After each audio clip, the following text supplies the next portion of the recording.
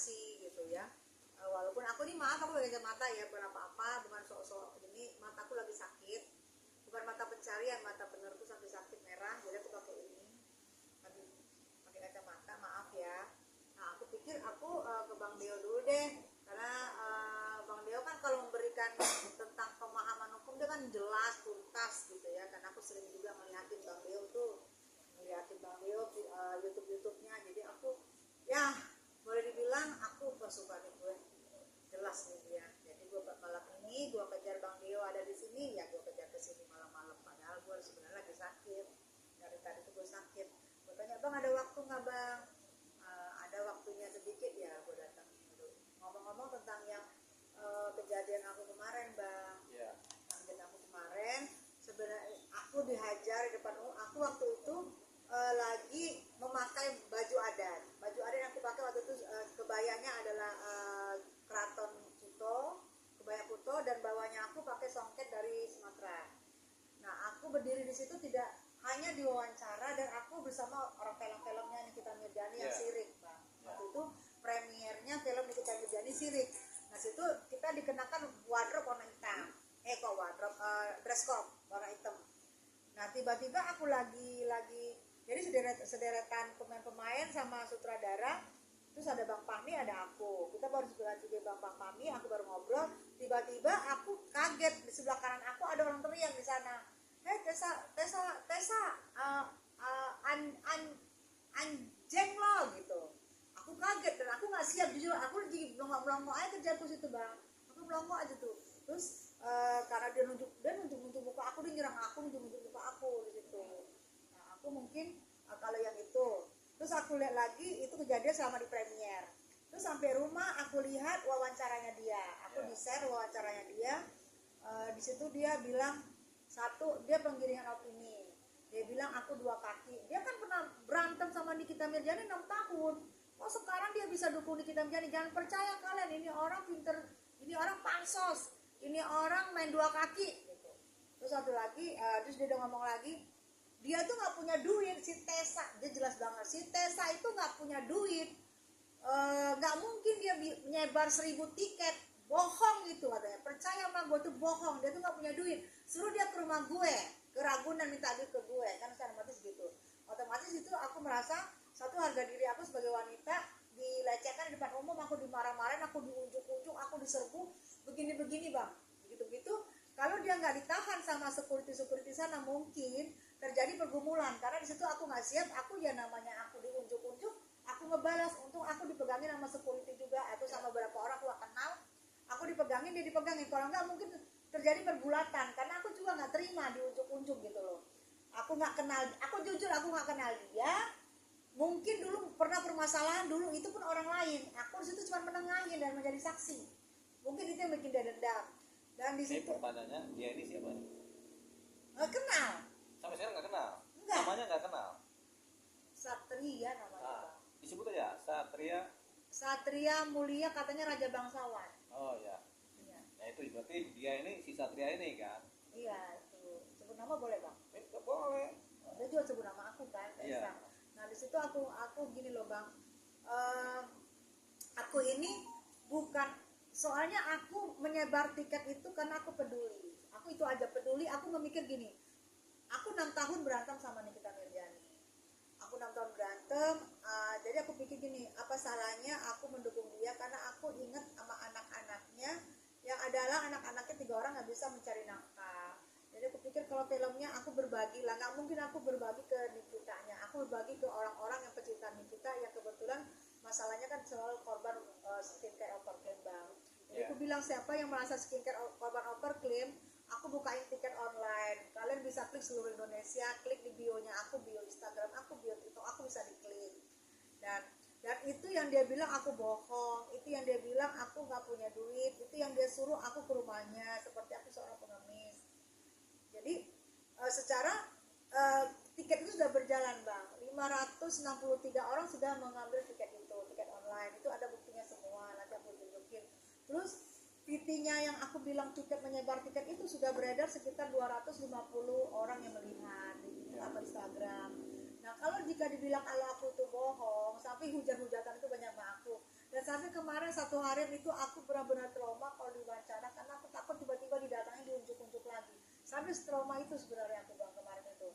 Aku wawancara pengen lihat, makanya aku pikir apa ini aku harus lakuin apa ya gitu.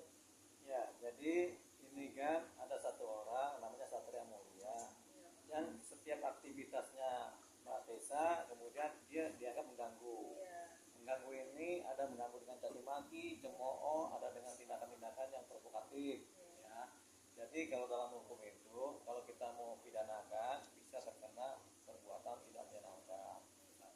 Tapi kalau dia bercerita ribut-ribut, menghina, kemudian di depan kamera, kemudian dia tahu ini akan terpublikasi, berarti kan terkenalah unsur pencemaran nama baik. Jadi sekarang ini kan persoalannya adalah Mbak Tessa kemudian merasa terganggu oleh orang ini kan, si siapa Satria Terganggu dan aku takut. Mulia dan takut. Nah makanya Mbak Tessa datang ke saya untuk minta bantuan. Tapi baiknya kita sampaikan kepada Satria Mulia ya, jangan lagi dengan adanya tayangan ini, jangan lagi kemudian mengganggu Mbak Tessa Mariska, baik dengan cara apapun, dengan kata-kata verbal, dengan tindakan-tindakan verbal dan lain-lain yang mengarah kepada nanti terkena jeratan pidana. Gitu. Jadi kita bahasanya menegur si Satria Mulia ini secara terbuka di depan publik supaya dia jangan mengganggu lagi Mbak Tessa Mariska. Itu kan? Jadi kita sampaikan buat Satria Mulia jangan mengganggu lagi apapun, kalau dasar apapun yang terkait dengan Mbak Tessa jangan kemudian mengganggu. Mengganggu nanti saya maju nih. Nanti saya bikin persoalan pidana dengan Anda. Gitu. Ya kan begitu kan? Iya, Bang. Gitu. Jadi itu solusinya. Kata saya sendiri kemarin sempat ada fisik gitu Kak, ada yang terluka atau? Ya, aku kalau misalnya kalau untuk dia, aku ditahan sama security, makanya aku tadi sakit demam kan, sakit satu harian, badanku dikecekel sama security karena aku berusaha maju, ditarik lagi berusaha maju. Kalau untuk dia sih aku nggak dapet. Aku jujur kemarin itu ya namanya diserang gitu ya, memang aku pertama kaget, aku diem, terakhir itu datang juga ini aku mau nyerang dia, terus aku ditarik sama security, jadi barangku sakit itu. Kalau untuk dia sih dia nggak dapat, dia juga ditarik sama security, ditahan juga, jadi nggak dapat. Tapi imbasnya ini kan kayak hujatan netizen, bilang aku betul-betul pansos, bilang aku bohong, bilang aku dua kaki, bilang aku apa yang diomongin dia itu seolah-olah benar karena dia teriaknya di depan umum gitu loh. Dari situ aku diem tuh kaget gitu, kaget nggak siap. Gimana sih orang lagi ini tiba-tiba datang, mana aku kalau misalnya aku diserang dia siap, aku nggak pakai baju baju daerah, baju kebanggaan daerah ya, kalau aku tahu dia nyerang gitu.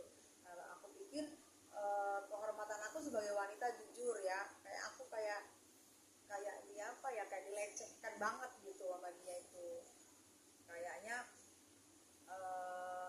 fisikis aku jujur kemarin seharian aku hampir takut wawancara. Aku wawancara di mana tuh aku sambil ngeliat kanan kiri, dia serbu aku lagi, takut nggak ada orang, dia hajar aku. Itu yang aku dihajar memang ada hukum, tapi kalau kita udah benyok pertama makan sakit juga. Itu yang aku kemarin takut banget. Itu aku seharian tuh takut banget kemarin. Ya makanya sekarang kita tegur nih secara langsung ya, supaya yang namanya tadi siapa namanya?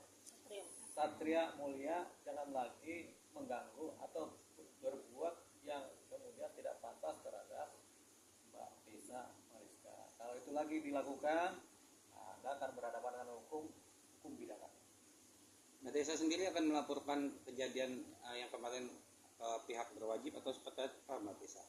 Kalau aku tadi sih aku jujur, aku pengen ngelaporin dia yang soal dia bilang penggiringan opini, yang dia bilang aku tidak ada duit dan itu berita hoax kalau aku menyebar 1000 tiket untuk film Nikita Mirjani Sirik, dia tuh bohong, tidak ada duit, dan aku berarti penyebaran hoax, berita palsu kan. Secara itu sudah aku omongin di semua platform sosmed aku. Yang nonton sudah hampir 250.000.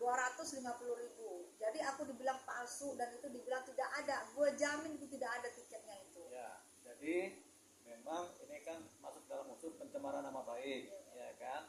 Hanya saja dalam laporan polisi, kalau kita bikin laporan polisi harus ada somasi dulu pada yang bersangkutan. Cuman kan ini kan kita anggap hari ini adalah somasi terbuka secara lisan, secara verbal kita sampaikan kepada Satria Mulia supaya Anda, karena ternyata Anda melakukan pencemaran nama baik, diduga, Anda minta maaf lah kepada desa Malaysia, kan begitu kan? Atau Anda jangan lagi berbuat hal-hal yang kemudian membuat ya, sesuatu yang tidak pantas, mengganggu kepentingan orang, mengganggu nama baik orang, mengganggu secara verbal maupun apapun juga, termasuk perbuatan yang tidak menyenangkan, jangan lagi lakukan. Kalau ini sekali lagi lakukan, Anda terjerat pidana. Karena ini salah satu bentuk somasi terbuka yang kita sampaikan secara lisan ya. Kita anggap saja Mbak Tessa, saya kuasa hukumnya. Ya kan Mbak? Iya. Visi aku yang dimakan. Soalnya karena ini takutnya kasus kita berjalan ini kan panjang. Jika aku hadir misalnya di pengadilan atau di mana, aku jadi ketakutan untuk hadir karena aku takut diserang aku lagi. Jadi aku secara nggak langsung aku minta berlindung lah di sini kepada Bang Deo. Ternyata Bang Deo udah, ini berarti somasi ya Bang ya? Ya ini somasi terbuka. Ya, kalau dia nggak minta maaf berarti kita lanjut LP ya Bang? Bisa lanjut. Ya, jadi aku minta maaf sebelumnya. Aku nggak mengenal Anda. Saya tidak pernah mengenal Anda sebelumnya waktu Anda bermasalah dengan waktu itu dengan Rizky Bilar yang saya menjadi saksinya yang dilapori oleh tindak lanjut, dan sebelumnya saya tidak pernah mengenal Anda. Jadi maaf kalau Anda lebih tahu tentang saya daripada orang-orang yang mengenal saya. Seolah-olah saya itu pengemis, seolah-olah itu saya harus ke rumah kamu gitu, meminta gitu. Kayak saya pengemis gitu kan. Itu yang aku pikir apa banget ya, menghina ya, menghina banget. Padahal saya nggak kenal kamu. Terus kamu suruh saya datang ke rumah kamu minta duit gitu maksudnya. Kamu yakin saya nggak punya duit? Kamu yakin saya itu bohong? Padahal saya sudah edarin. Berarti kalau saya sudah edarin, berarti saya ini public enemy banget, mengedarin berita yang tidak ada kebenarannya. 1000 tiket yang saya lempar untuk film Sirik Nikita Mirjani itu hanya kepedulian saya kepada seorang Nikita Mirjani. Karena saya tahu dia di dalam sana dia nggak bisa mencari nafkah buat anak-anaknya. Saya tahu anak-anaknya tidak bisa 100 hari loh Nikita sudah ditahan. Saya berbuat ini karena saya pikir dia seorang wanita. Saya juga pernah menjadi single parent. Hanya itu yang saya buat. Nggak ada niat saya mau pansos. Kalau saya mau pansos tahun 94 saya udah bermain sinetron bersama Nika Ardila. Saya udah bermain sinetron sama Risdayanti. Saya sudah bermain sinetron sama Sarah Sehan. Kalau saya mau pansos nggak perlu sekarang saya pansos. Itu menghina. Kamu nggak mengenal saya, tapi kamu sudah mengonotasikan saya seorang pengemis. Siapa yang pernah saya minta duitnya? Artis mana yang pernah saya minta duitnya? Artis mana yang pernah saya pinjam duitnya? Sehingga segitunya kamu ngomong ke saya. Katakan artis mana yang pernah saya pinjam duitnya? Artis mana yang pernah saya bohongin duitnya? Artis mana yang pernah saya curi uangnya? Saya sampai saat ini saya tidak pernah melakukan itu. Ya, boleh kalau mau ngatain saya, tapi jangan harga diri saya yang kamu ngatain di sini. Saya berbuat, niat saya baik, tapi niat saya baik. Oke, kalau kamu nggak percaya nggak usah menghina saya. Saya jamin dia nggak punya duit Citesa itu. Saya jamin dia itu bohong. Padahal semua itu saya berbuat hanya untuk korban. Saya mau menyenangkan korban skincare. Karena asal muasal Nikita Mirjani ditahan sampai sekarang 100 hari nggak keluar hanya karena skincare. Paham kamu? Saya peduli karena saya pernah merasakan saya menjadi ibu tunggal. Saya peduli karena saya merasakan anak saya kalau waktu tidak bisa makan, saya kepala jadi kaki jadi kepala, itu saya lakukan. Jadi kepedulian saya, kamu nggak pernah menjadi wanita, jadi kamu nggak tahu gimana saya. Penggiringan publik, kamu bilang saya buka 2 segala macam. Untuk apa saya menyembah-nyembah orang? Gak perlu saya menyembah seorang Nikita Mirjani. Kalau dia udah gak baikan sama saya, gak begitu saya lakukan. Kamu tahu 2 bulan sebelum Nikita masuk, dia sudah berapa kali masuk ke lab saya. Postingan saya pun diposting ulang sama dia. Dan dia ketemu sama Saiful Jamil waktu ngejenguk. Dia menyampaikan bilang sama Kak Tessa Mariska, saya berterima kasih sama Kak Tessa Mariska. Sampai Saiful Jamil ngomong, apa yang kamu lakukan sama Nikita, berbuat apa? Saya bilang saya gak pernah berbuat apa-apa.